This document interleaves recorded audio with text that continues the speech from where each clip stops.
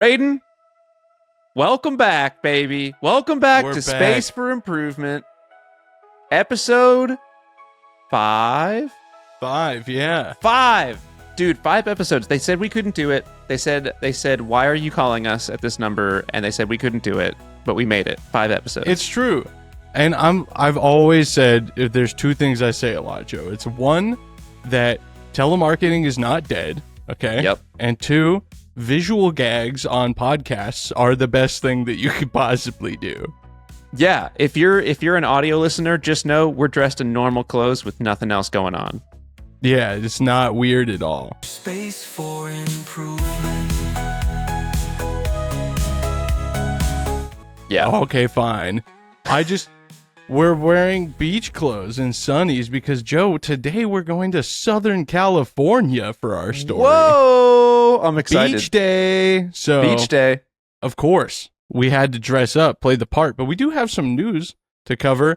First, do you have anything space related you want to throw out there? Well, I'll just tell you, I'm excited that we're going to the beach today. I know this is not the news segment, but I'm excited we're going to the beach because I need a vacation, man. Dude, you're telling me. You're telling me. How ridiculous is it that we both live, like, what is a perfectly reasonable drive time to a beach? When was the last time you went to a beach? Oh my God. Not within the last year, for sure. Same. I went adjacent to one. Like, I drove near it, but okay, Space for Improvement, episode 25, live from the beach, waves crashing in the background. Dude, we'll do it in Lompoc. From Lompoc Surf, we'll go watch a Falcon 9. I actually think that would be a great idea to do a pod on location. That'll be really good for the audio listeners. They'll love that. All the wind in the background, people just walking by. But I think it sells it. You know, it's part of that episode. It's like the live podcast episodes where there's a studio audience, which I don't know why that made me think of this. But hey, everybody, this is our first recording since Space for Improvement has been public. That's true. That's true. Thank you to everybody that showed up. All 800,000? I can't remember. No, it was somewhere between 5 and 800,000. I mean, thank you guys for the support. Just absolute outpouring. I've heard from basically every A-list celebrity who just wrote in to say, we love your stuff. And it means a lot. But in terms of news, let's see what's going on. I mean, Northrop Grumman just blew up a building this morning. That was the first thing on my list, too. Which we can joke about because apparently nobody got hurt. Otherwise, I wouldn't be joking about it so much. Right. Yeah, it happened 7:30 this morning. That's April 16th, the day that we're recording this. I put here that there's no injuries reported or further details available, which I just now actually thought about this, Joe, because this episode's not going to be published for weeks. This could age very poorly. We could be like, it's fine. Yeah. And we're wearing sunglasses and beach outfits. There could be new information that has since come out, so throwing the date in there was important to me. As of now, so let's just say no injuries. If it turned out that someone did get hurt, we are sorry, and that is sad. Yeah, please don't cancel us. This was, some could say we could tread lighter, but we could also just move on. Let's move on. Okay, great. Amazon. Kuiper belt? No way. Kuiper satellites, though. Way, all the way. Actually, ULA, Atlas, they're deployed. They're out there. Wait, no, they're not. They're not? No, they didn't launch. I don't think they launched. Guys, welcome back to the most professional podcast in America. Let me just make sure. ULA Atlas coming soon, I meant to say. April 28th is the new launch date. We don't really know what happened. They scrubbed due to poor weather, and then it seemed like maybe a payload thing or range thing happened. But I know this because you know what else happened in the last week is our girl. One of your best friends, right? Katy Perry. She's like one of your one of your close friends. She's one of the ones that called about the podcast. Right. First friend of the pod, Katy Perry, did go to space. And anyway, it was like my sister texted me. She's not super into space stuff, but she was like, wasn't Amazon going to launch? And I was like, no. They put Katy Perry up instead. Yeah. Well, priorities, you know? Yeah. Oh, We could have left that alone too. By the time this episode got published, maybe the Kuiper satellites would have been there. Actually, yeah, we have a decent backlog, so maybe it'll age poorly. We'll see. We're gonna figure this out eventually. But yeah, I did. Yeah. I put in the notes as well. Gail King, former NASA aerospace engineer and tech mogul Aisha Bowe, film producer Carrie Ann Flynn, bioastronautics research scientist and civil activist Amanda Nien. I never know how to say that name right. Yep. And journalist and Jeff Bezos' fiance, Lauren Sanchez. The first all-female crew to space. Shout out. Yeah. But technically not astronauts, right? They changed that? Well, so let's probably not get into this, but also, yeah, the most accurate thing you can say about that is that it's hotly debated. Everyone's got an opinion on what astronaut should mean, and everyone's got a different opinion. We could also not get into how this could be a big inspiring moment for women if not at the same time the first female Thunderbird pilot had been removed from portions of military websites for reasons. But we don't need to go there. It's beach day. It's beach day. We can't talk about that on beach day, dude. Yo, chill. It's beach day. Yeah. Save that for the water cooler, you know? Dude, well, tell me, speaking of beach day, why are we in Southern California today? Also, I'm going to crack open a cold one for the audio listeners. We got a Diet DDP here. I got a bottle version of that. Cheers. I actually had one more news thing. Is a bunch of new footage from Mars from Perseverance that was pretty cool over the past few days. It looks like Utah. Looks like Moab, but you know. Can you see a Northrop Grumman building in the background? Oh yeah, actually, it's kind of like the video we watched last week when the rocket exploded and they just cut to the guy live streaming. They're like, nothing's happening. Don't worry about all that behind me. Yeah. Okay. We're Southern California, Joe, and we are talking single stage to orbit rockets, SSTO. Okay. Holy Grail. So you're familiar. You're familiar with the acronym. But yeah, Southern California. So, hang on. I'm getting something. Oh yeah, we're getting something. Oh boy. This is 100% on me, Joe. The outfits are still going to kind of work. We're going to the Mojave Desert, not the okay. beach. Not the oh, okay. That's all right. There's egg on my face. I apologize. Listen. It's not as if you are either are huge beach people anyway. So yeah, no. Oh, sorry for all the noise. No, you're good. You're good. Well, it's part of the charm of Space for Improvement. I'm sure everybody's perfectly understanding that this was a mistake. The beach incident. Mm-hmm. There's supposed to be a booing crowd sound effect playing right now that would have played really funny, but it's just not cooperating. Best podcast in the U.S. Yeah, there's a good chance that's just going to start playing at any moment now, so we'll just go ahead and try and put an end to that. Gary Hudson, Joe, a seasoned aerospace engineer, and he had been long captivated by the concept of an SSTO rocket. Okay? Mm-hmm. So, in 1996, he began collaborating with Bevan McKinney, who had conceived a radical SSTO concept. Do you know yet? I'm curious. I don't. Not off the top of my head. Utilizing a rocket-tipped rotor propulsion system. Oh! Yeah, it's time. It's time. Only 4 episodes after we alluded to something about it at the end of the first episode, we're talking about this company. And the next line is, this was the birth of the company Rotary Rocket. Yeah, baby.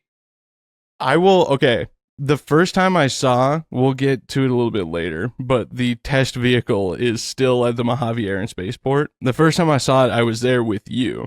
Mm-hmm. And I said this in the first episode too. I thought it was like just like a water tower.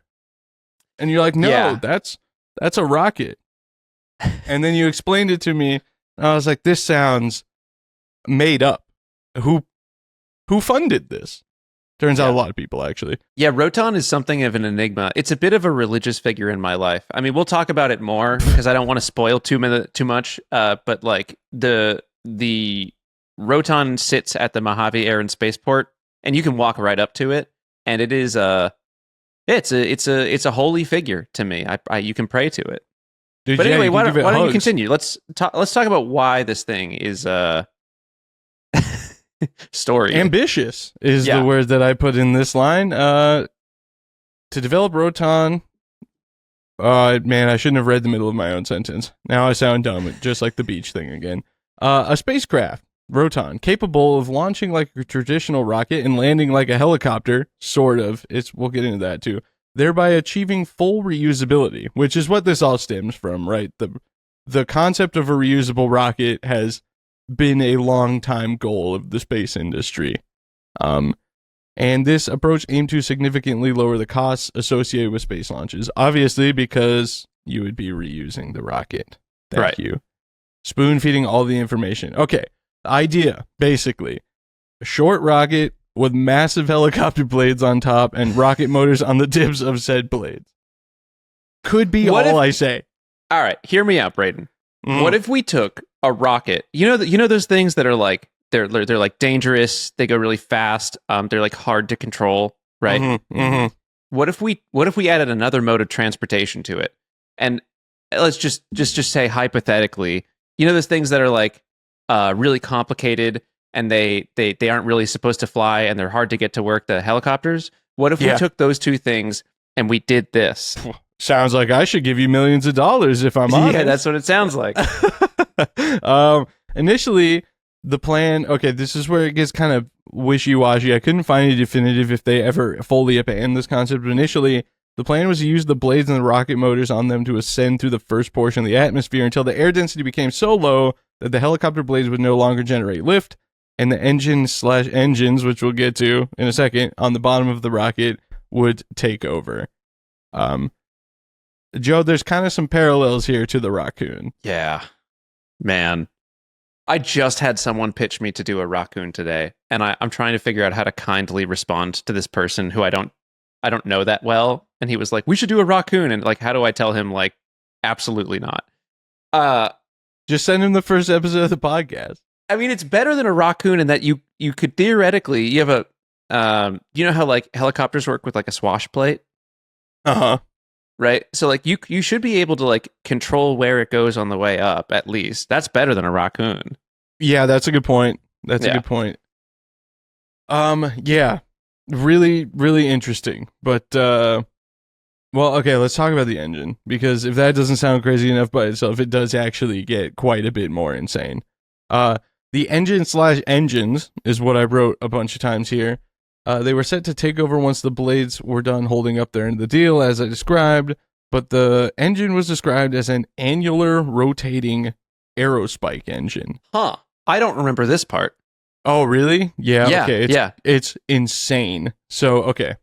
For those unfamiliar with the concept of an aerospike engine, effectively, it's a nozzle. Boy, how do I describe this? Well, it's spike-shaped, for one, sort of in the center of the exit plume of the exhaust path of the rocket engine, generally, in the center anyway. It's sort of like all the gases come pouring out around the base of this and travel up the tip of the spike. How am I doing, Joe? Is this like it's kind of like, I mean, the way I want to describe it is if you thought of a nozzle, like the exit of a nozzle from a geometric perspective, and you like inverted it. So, yeah, okay. So it curves. It's I mean, it's a little easier to think of if you like, okay, what if you had two chambers and they're pointed in at a cone, and then you like go from there, and then you like shape it into the bell curve. Like, I don't think either of us have really done it justice, but I think anyone listening to the pod probably knows what an aerospike is. That's my guess. Okay. And if you're not, Aerotech actually now makes the first commercially available rocket motor with an aerospike and nozzle, the J615 Super Thunder. I've flown one. It's a really, really fun concept until you have to take it apart at the pad to get the igniter in it because it has an aerospike nozzle. But it was cool, and it was punchy and loud and fun. So, but yeah, this is actually a great time to mention that we have an email address, contact@sfipod.com, if you feel like giving us some feedback, episode suggestions, or berating us for not knowing how to describe an aerospike nozzle. Bring it on. Or if you want to go to the beach with us, you know? Yeah, okay. Yeah, let us know. But sure. Yeah, shoot us some emails. Anyway, let's get back to this ridiculous effectively, the engine and base of the vehicle would spin at 720 RPM and pump LOX and kerosene to the rim of the engine assembly, where there's 96, they call them mini jets, but effectively nozzles that would then produce thrust inward towards the center of the rocket that was spike-shaped, forming an aerospike nozzle effect with the actual base of the rocket. Okay, so this sounds crazy, but it is kind of what BPS.Space is doing. And with no disrespect to Gary Hudson or who was the other guy? Bevan McKinney. Or Bevan McKinney. With no disrespect, I do believe in Stoke a little bit more than I believe in the helicopter rocket. But, yeah, that's fair. Yeah, this is grounded in some reason. Right. And yeah. I know we just kind of went off on like a big tangent of trying to describe an aerospike nozzle. I know that what I just said is virtually impossible to imagine, but I want you all to take a little solace in knowing that virtually none of the goofy 3D animations from the 90s from Rotary Rocket make any more sense than my description does. There's no semblance of understanding. And frankly, investors didn't really see the vision either, because they strayed away from the annual aerospike engine and subbed in an engine based on the fast-track LOX kerosene engine that NASA had been developing. Wait, pause. Say that last sentence again. What's up with fast track? They switched away from the aerospike assembly and were intending to use an engine based on the fast track engine instead of their 96 little jet multi-nozzle aerospike nozzle assembly. Okay, can I tell you why that's so cool? If you don't know, maybe you know. It might be the next line, but I would like you to say it anyway. Why don't you start saying the next line? Fun fact about the fast track engine. It was the basis of development for SpaceX's Merlin engine. Yeah. All right, nice. Yeah. I got that actually from Scott Manley. Shout out Scott Manley. He's manly as all hell. Upon returning to Earth's atmosphere, assuming that the violently spinning rocket-powered rotors and the goofy multi-nozzle aerospike nozzle have all gone perfectly to plan. Right. The rotor blades would auto-rotate, allowing some... Dude, that's the craziest... Hold on. Like, not even that they're powered. Okay. Again, it's like kind of grounded in reality, right? Because like that's how you land a helicopter if you lose power. Right. But also crazy. Also, my buddy Charlie says this thing, and I think it's totally true. You know this for rocketry projects. Like every project is allowed to have one miracle. You're allowed to count on one thing miraculously happening, and like usually you can get one miracle to happen. But if you've got like 3 or 4 miracles that need to happen, you're in really big trouble. And this needs like 3 or 4 miracles. Yeah, it's kind of like the don't break 2 laws at once argument. Yeah. That's guaranteed to get you caught. Yeah, like don't speed and also carry a bunch of,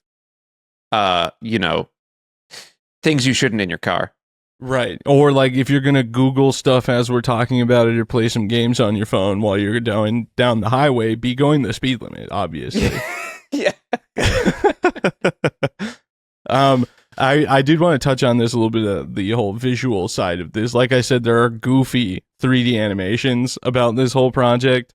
Yeah. And they don't really provide a lot of insight that this audio is not providing, but I still highly recommend that you check them out if you're listening to this, because it is at the very least entertaining, because it's like a ambitious space project with 90s CGI. It's incredible. 90s CGI goes pretty hard. Think of like the Crazy Frog music video. It's sort of on the same parallel as that. Excellent. Okay, well, I'm curious what you think so far, Joe. Well, I think this sounds like a great idea. If there's one thing I love, it's... You know what? Can I just say this? I know I'm doing a bit. I'm going to stop doing the bit. I'm just going to be serious. I have such beef. We already did this. Okay, so if you listen to the Raccoon episode, you can just like hit skip like 10 minutes into the future. But if you're going to be a bear, be a grizzly. If you're going to make a rocket and it doesn't go high enough, don't add a second mode of transportation. Make a bigger rocket. Ooh. I guess it's a bad time to pitch my new business idea. Space train. Dude, it's great. It's like We use a bullet train maglev, actually. And then there's a 90-degree upward turn at the bottom. Okay. Wow. And then there's a rotating annular aerospike engine on the back of the train. And I know what you're thinking. Train cars bend between each other, right? Well, that's just it is what I was thinking. Attitude. Yeah. You can't be bringing that to the table for Space Train, okay? Mm-mm. Either ride the train or don't, but the Space Train's leaving without you. Dude, Space Train merch, we need that. Let's make some Space Train merch. Dude, I think this is a great idea, though. I think Rotary Rocket, did they call it Roton yet? Have we talked about this? Not yet. Okay. But the full SSTO concept, I can't see a single problem with this. Well, neither did a bunch of other people, including Tom Clancy.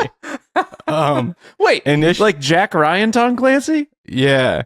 The guy who wrote the Jack Ryan series? I believe so.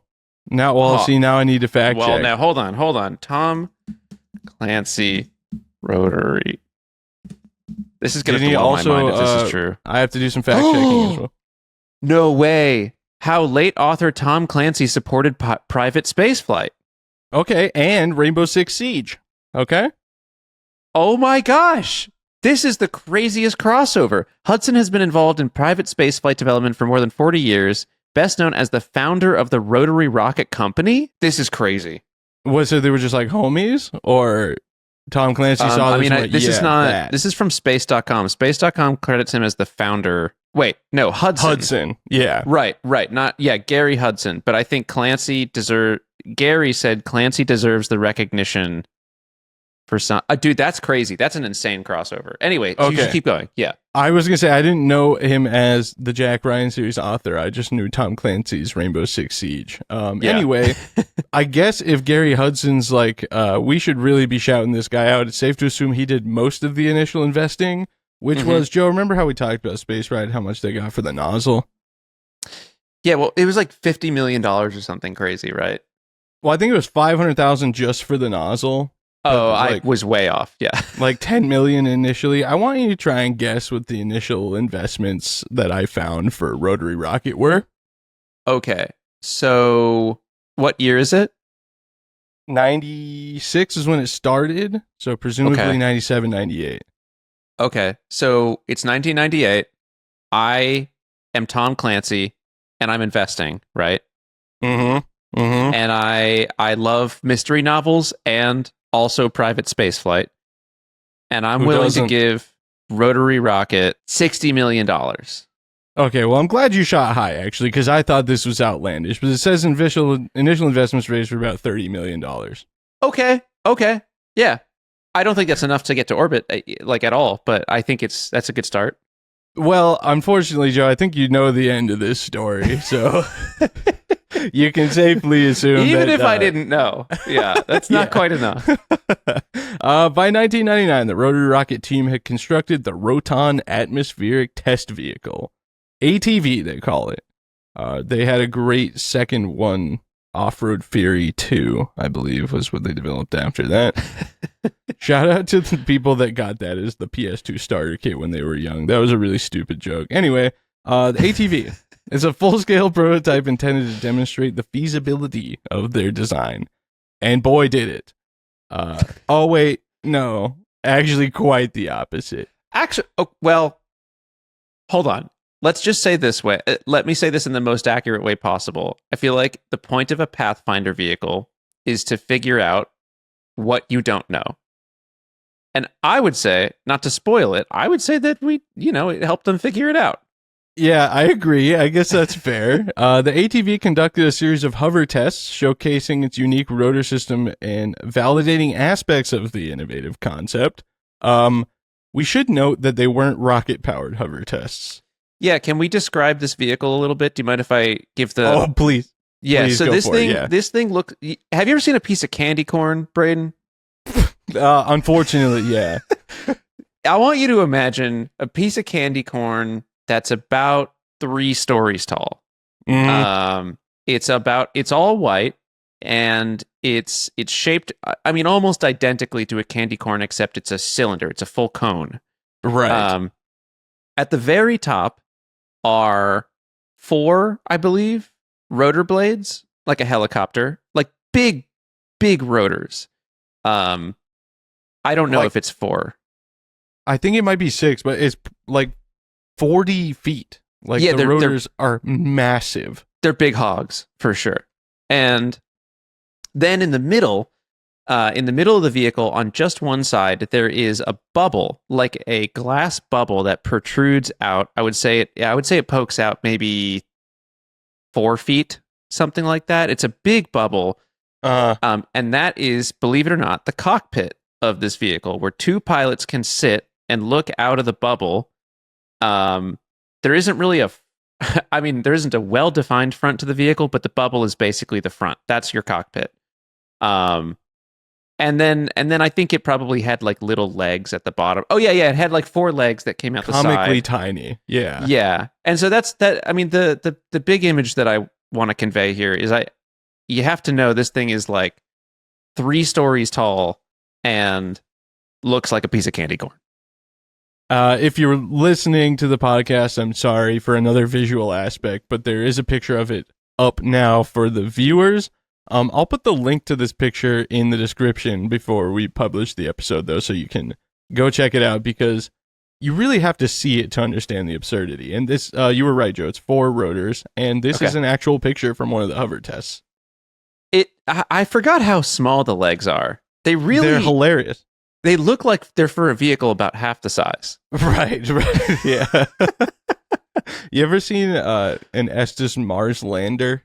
Yeah. This has some similar vibes. Right, yeah. Which is crazy because, I mean, I don't know. I guess the time that thing was designed, you're like, yeah, this is what it would look like if a spacecraft were to land on Mars.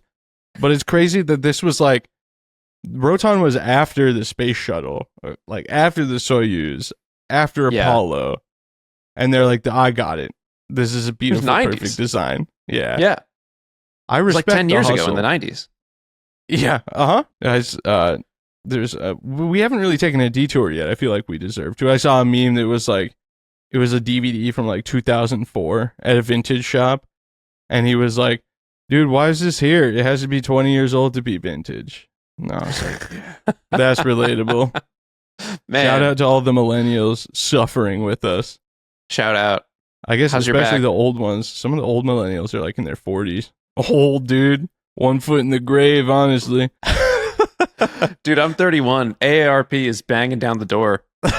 Dude, like we discussed last time. Did I say that joke last week? I just said that joke to someone else. I think I may have said that joke last week. Dude, you're like a pull string. You just got catchphrases. I don't have the AARP joke down. I also have the memory loss. Dude, perfect. You're well aligned. Yeah, it's happening. What other catchphrases would you have? Oh, what a space shot is. Yeah. Oh, yeah. I'm doing a space shot. A rocket that goes over 100 kilometers. For people that are interested in behind the scenes stuff, we have a shared Google document where we suggest topics for this podcast. And mine was for Joe to say that 1,000 times like a Mr. Beast video. So let us know. I think it would be a good video.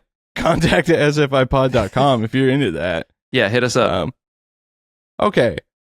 The tests were significant as they represented one of the earliest attempts at developing a fully reusable spacecraft. So, like, this is cool. We can meme on it all we want, but it is kind of a groundbreaking moment in the genre. Yeah, they were trying stuff.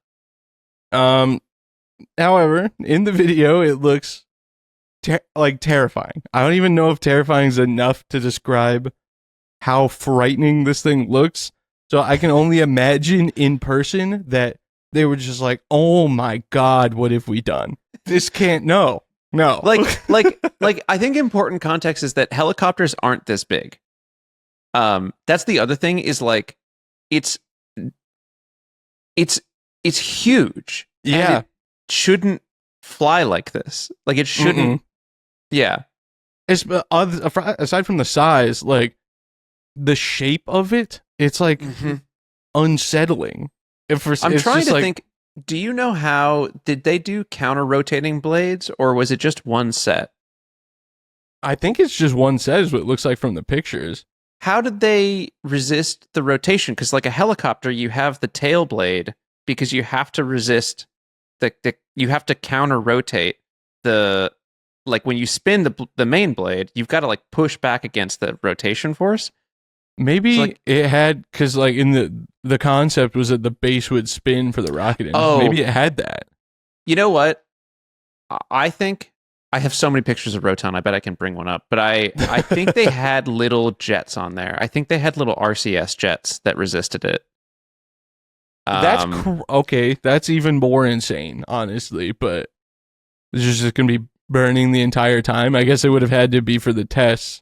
I'm going to start looking at my photos. This is going to make really terrible content for just a second, but I bet I can find a photo of this thing that has the jets in it.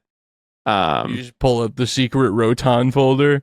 Yeah, no, I mean, when you're feeling down, dude, you can search by location. I have 63 photos that I've taken at Roton. That's awesome. Yeah, let me find us a photo here because it's going to be worth looking at. Okay. If I go here, there are a lot of photos. I mean, dude, you and me probably have a photo of us here too. Yeah, I don't know. We were there with a space company. Here it is. I got it. All right. Is it possible for me to share my screen? Yeah, you can go down at the bottom, press share. For those listening, sorry again. Okay. Here we go. I'm gonna share. Can I just share a part of the screen? If I share a window and this. Share, allow. Okay, can you see this? Yes. Okay, so check this out. If I zoom in, do you see these jets? Uh-huh. They're like 3 little jets right here. Right. And I think this is what they use. And it's like they're clearly gimbaled, so they can clearly point to one side or the other. I bet this is what they're using to resist rotation. There may also be other jets on the bottom. But anyway, this is the Roton. Yeah, for those just listening, it's basically the Roton, the big piece of candy corn we described, and there's 3 just little tiny nozzles sticking out of the side. Also, I don't know how I didn't mention this, but yeah, Scale Composites built it. Dude, I think Scale Composites deserves its own Space for Improvement episode. Yeah, we could do one of those. That company's nuts, dude. Yeah. Anyway. Okay. Well, Joe, unfortunately, they faced some challenges and setbacks over the years. Oh, did they? Yeah, despite the successful hover test, Roton faced significant challenges, technical hurdles such as achieving the necessary performance for SSTO capability is really the big one, if we're honest. And financial constraints began to mount. It's crazy how fast you blow through $30 million. Don't we just know that? Hey, I mean, we've all done it. I've blown through 30 mil. You've blown through 30 mil. Dude, I was just in Vegas last weekend. I put up 40 mil just on black on one. Yeah, I mean, it's so easy to get lost in the sauce when you. Dude, thanks to our sponsor, the Nigerian prince who keeps giving us crypto. It's weird because like every time I do it, he has me open a new credit card in my name. Yeah, it's and wild. I keep getting collections bills, but he's like, it's gonna be fine. Yeah, like once I send you the crypto, you're in. Dude, Braden, we should do for the card numbers. I don't know. We should do a meme coin. We should do a rug pull. Oh, dude. Well, okay, yeah. We gotta wait till we're like we've got big sponsors under the belt. You know, once we get like a Raid Shadow Legends or something like of that caliber, we'll then go ahead and like misrepresent them by ripping off everyone who listens to the podcast. Or making everybody who listens to the podcast rich. That's right. Getting everyone rich. Right. Quickly, all of us are going to be rich together. Yeah. Yeah. Yeah. Instantly. Mm-hmm. I've heard the people call it a scheme. Don't even worry about any of that. Dude, I think we've blown through our off-topic allowance. Okay, well, the collapse of other space ventures. I don't know why I put this. I just put like Iridium further dampened investor confidence. I think I was just a little bit lost in the sauce while I was writing this, and nice. I was just, silly in the chili, as it were. Right. Yeah. Awry in the pie, a miss in the dish. I didn't have my poop in a group, if you will. Yeah, yeah. Have I read you? Wait, I know we're doing off-topic stuff. Have I read you my list of these? No, please, actually. Oh, Braden. Oh, dude, you're going to regret this. Okay, well, we're almost done here, so maybe we should bring up the end of the podcast. Let's bring it up at the end. Okay. By early 2001, Rotary Rocket had exhausted its resources and ceased operations. Sad. F. Although the Roton never achieved orbit, its ambitious design and the efforts of the Rotary Rocket team it left a mark. I put like irremovable mark, but it left a mark on the aerospace. It was a mark. It's certainly something that years later we're all talking about, right? So here we are. The project challenged conventional thinking and inspired future endeavors in reusable spacecraft design. So I don't want to directly correlate it, Joe, but like with no Roton, there's no SpaceX boosters landing, right? There's no Starship getting caught. Okay? We needed Roton to get here. I think that's a leap, but I'll let you have it. Let's say sure. Dude, I've got the old man hat, the old man shirt. Why not have the old man like grabber extender thing? I'm reaching. You need one of those. I need one of those that has the dinosaur at the end. Yeah, those are good. Little kids put their fingers in it. It's a good time. Yeah. Today, the Roton ATV stands on display at the Mojave Air and Spaceport's Legacy Park, right next to. Is it a full-scale Spaceship 1 or 2? Spaceship 1, and it's not even the real thing because the Smithsonian has the real thing, and they have a model. Yeah, it's just presumably built by Scale Composites, so it's. I guess so. Yeah. It's a model, sure, but it's but there you go. That it stands alone, serving as a testament to the innovative spirit that drove its creation, Joe. But as you alluded to in the first episode, that's not really why it's there. Nobody's like, wow, this icon deserves to stay at its place of origin. Do you want to tell us about that? That's right.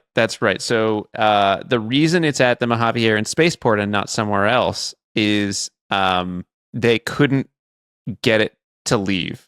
So like there was another museum, and I don't know off the top of my head which one it was, but the story goes some other museum wanted it, and their plan was to transport it via helicopter because like this thing is not going on a main road. This thing is not. It was built and flown at the Mojave Air and Spaceport, and the only way to really move it out is to lift it up, either to fly it out of there, which was most certainly not going to happen. I think. Why? I don't think we covered this, but the pilots who flew it. I don't know if you bumped into this info. The pilots who flew it, they had like a rating system for like how easy it was to fly. And there was something about like crashing in the simulator almost every time, and then after flying it, they were like, "I won't fly this thing again," like declining to fly it. Perfect. Yeah. People in the comments are definitely gonna know, so you guys should put it down there. But they tried to get it out. sfipod.com. Yeah, they tried to get it out of Mojave on a helicopter. So they tied this thing up to a big helicopter.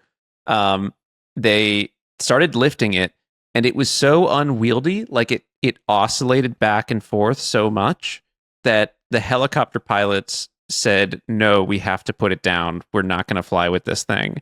And that's why it's at the spaceport and didn't leave. Dude, that's so awesome. It was like, wow, this really is a piece of history. And they're like, no, we tried to get rid of that thing, dude. We just actually couldn't. Like, that thing's going to be there until it gets cut up. I like that no matter how it got into the air, it always wanted to be on the ground. It never wanted to be flying. An inherently solid design feature to any sort of aerospace craft. Like, at least a rocket, when it's flying well, flies well. This thing never flew well. Dude, I want the conversation where they were like, we've crashed it every time we've put it in the simulator. How did they then convince them to be like, get in the it'll cockpit. Be fine? What are you scared? God. Why don't you just man up and hop in that thing? Let it fly a bit. I'm going to just look this up right now. Okay. This is the best, like, this is the best podcast, and it's because I Google things live. Yeah. People love it, dude. It's off the cuff. We're just hanging out. We're just chatting. Let me read some sources real quick. Yeah. We got Hobby Space, Wired, HMDB, aviationmuseum.eu, and of course, Roton, the Rotary Rocket, half helicopter by Scott Manley. Nice. That's a video. It might just sound like a book title. It's a good video on YouTube. Yeah, it's a great video. You get to see all the goofy 3D animations. I'm trying to find this thing. I know it's online somewhere. Is there video of them trying to get it out of there? I couldn't find video of them lifting it out. Hold on one second. Yeah, dude, I can't find it. Maybe it's scrubbed. I doubt it's scrubbed from the internet. But somewhere I read once that the pilots got out and expressed that they did not wish to continue flying the vehicle. Dude, that's so insane. Yeah, man, it's crazy. They had to like. Oh, go ahead.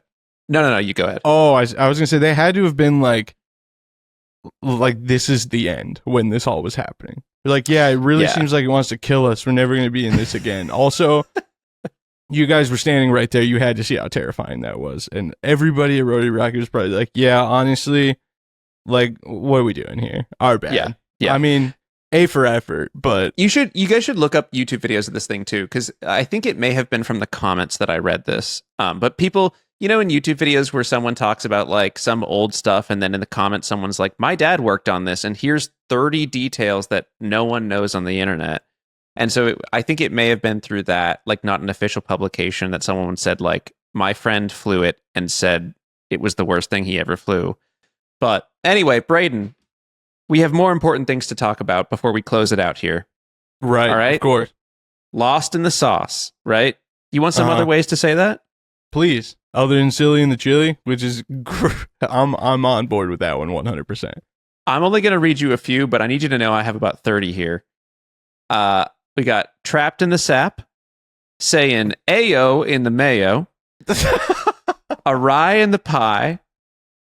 Can't read that one. Flustered in the mustard, absent in the absinthe, getting funny in the honey, or dizzy in the fizzy. Getting Sonic in the tonic, getting loose in the juice, getting goofy in the soupy, slammed in the ham, getting feisty in the iced tea, getting freaky in the tzatziki, flummoxed in the hummus, off leash in the quiche. Dude, I'm not even halfway through the list. I'm gonna cut it off here so that we can do a few every episode. But I've been working on this list for a while. One last thing I wanted to do here. I know this is because I've waited to the end of the episode to do this. I know this is specifically excluding all of you lovely people listening on Apple Podcasts, Spotify, and everything else. But I thought we should just quickly take a look at the footage of the Roton test flight. Yeah. We can sort of describe what's going on, but I forgot that there's onboard video. And this thing is terrifying. There's only a 22-second clip, so it's I don't know. Wait, what is this? Maybe this seems like a video I probably should have watched. Oh, dude, this is from the 90s when Roton was like being built. Wait, hit play. All right. Are we not going to watch it? We got to see this thing. We can do a live podcast. Oh, are we going to get copyright claimed? Is that what happens? I don't know. It is PBS. Okay, well, maybe we should just encourage people to watch it. Yeah. I don't really know how podcasts work. Visiting with Huell Hauser, Roton Rocket. I definitely think we should watch this on our own, and maybe we can do a little bit of a follow-up. That sounds great. So, Joe, what are you working on these days? Let's have a look. We usually do this at the top of the episode, but we'll take it to the end. What are you up to? I actually like this. I like a little segment where we talk about what we're doing. I am about to publish a video about the meat rocket, the last video in a series of videos about a rocket that goes so fast that it cooks a piece of meat, and excited to do that. I am then gonna turn around and make a big old rocket motor, but that's not for another week or two. What are you How doing? Big old? Q class. Are you going to 8? Yeah, it's an 8-inch diameter. It's about 6 feet tall, and it's about 100,000 Newton seconds. So it'll be a big boy. Dang. I assume that's for your space shot then. That's right. Yeah. So it'll be one out of the 2 stages. And they're both about the same motor. But yeah, I just want to fire a big one as a static fire, and then we'll start flying them. And I forgot, what's a space shot again? Oh, I'm building a space shot, a rocket that goes over 100 kilometers. I'm just going to soundbite that and have it on the soundboard. Anytime there's downtime while you're Googling stuff, just play that. That sounds great. Braden, what are you working on these days? What do you got cooking? Right now I'm working on a AirX Delamar high power rocket kit, which is this crazy company that I think only existed in 2004 and 2005. But the first like big high power rocket I ever saw fly on an M motor when I was a child was Vern Knoll's rocket Angel Fire, which was an AirX BlackRock. And on my other podcast, the Anti-Gravity Group podcast, I was like, hey, if anybody's got an unbuilt AirX kit, I would love to have one. Thinking nothing of it because these were like prohibitively expensive back in the day because they're fully filament wound fiberglass. In early 2000s, it was the equivalent of like $850 for a 4-inch high power rocket kit. Yeah. So not a lot of people were buying them, but lo and behold, somebody hit me up, said, hey, I've got one. What do you want to pay for it, or do you have something to trade? He happened to be looking for a motor case that I had and had gotten for a crazy good deal. So I got my Delamar. Nice. It's so funny because it's like... Is it in good condition? Yeah, it was fully unbuilt. I'm building it, which was like the best part to me because I'm obsessed with old rocket stuff, like stuff that I couldn't afford as a child but always worshipped. Yeah, like so going back to complete the dream. Yeah, I'm having my midlife crisis a little early, and I don't know, 58. That seems about right. I'm halfway there. Yeah, you're getting there. So I had a Dynacom kit, which was the same manufacturer, but in the 90s. But I didn't build it, so I just didn't feel the connection, you know. But this kit's hilarious because it's like the cutting edge, the highest performance rocket you could get at the time. So it's like 8 feet long and has 21-inch fin roots or 22. Just like 8 feet in what diameter? 4-inch. Okay. Yeah, I mean that's long. Yeah, it's really not that optimized, but for the time, people were like these gnarly kind of not swept fins, but I don't know, clip delta. I don't know. I don't know, man. It's just a rocket kit that I wanted when I was a child, and now I have it. So nice. That's what I'm working on. And are you Do you going have a flight to LDRS, Joe? I don't know. When is it? The 3rd from last weekend in May, I think. Do you know where they're hosting it? Yeah, it's in not Sacramento, Fresno. Maybe, probably not. We'll see. Yeah. Do you have a flight date? Is that where it's going?